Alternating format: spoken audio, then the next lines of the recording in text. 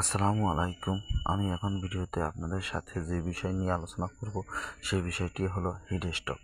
বর্তমানে এখন প্রচুর গরম পড়তে আছে এবং বৃষ্টির সম্ভাবনা খুবই কম। এই অবস্থায় যারা উন্নত মানের গরু বা দুধের গাভী পালন করে থাকেন, এই গাভীগুলা কিভাবে এই গরমে হিট স্ট্রোক থেকে রক্ষা করতে পারবেন, এই বিষয়ে এই ভিডিওতে আলোচনা করা হবে।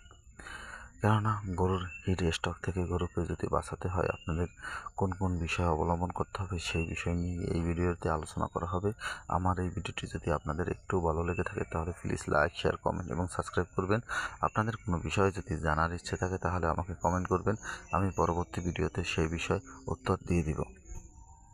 গরুর হিট স্ট্রোক যদি কমাতে চান তাহলে গরুকে সকাল 6টার মধ্যে দানাদার খাদ্য খাওয়াতে হবে এবং খাবার দাবার দিতে হবে। সকালবেলার খাবার দাবার দিতে হবে। যদি আপনি 5টা থেকে 6টার মধ্যে এই খাবারটা দিয়ে দিতে পারেন তাহলে আপনার গরুর যে সময় গরমটা হবে বা যুক্তি থাকবে তখন সে দানাদার খাদ্য খাবে না, তখন রেস্টে থাকবে।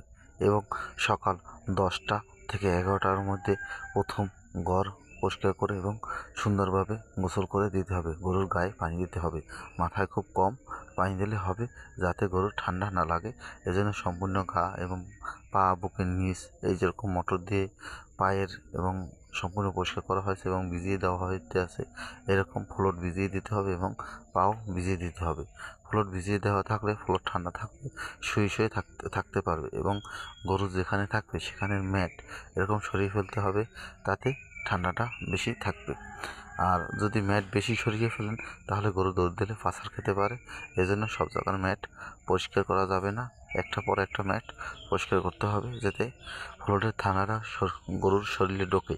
কিন্তু এই ঠান্ডা জায়গায় থাকার কারণে বা দৌড়ের কারণে বা ভয় পাওয়ানোর কারণে যদি কোনো সময় পড়ে যায়, এটা না পড়তে পারে, এই জন্য আপনাকে খেয়াল রাখতে হবে। এভাবে যদি আপনি খেয়াল রাখেন তাহলে আপনার গরু আর হিট স্ট্রোক হবে না। তাই আপনার সকাল 10টা থেকে 11টার মধ্যে একবার গোসল করাবেন এবং 2টা থেকে 3টার মধ্যে দ্বিতীয়বার গোসল করাবেন। তাহলে গরুর হিট স্ট্রোক থেকে আপনি গরু রক্ষা করতে পারবেন এবং গরুকে হিট স্ট্রোক প্রায় হবেই না।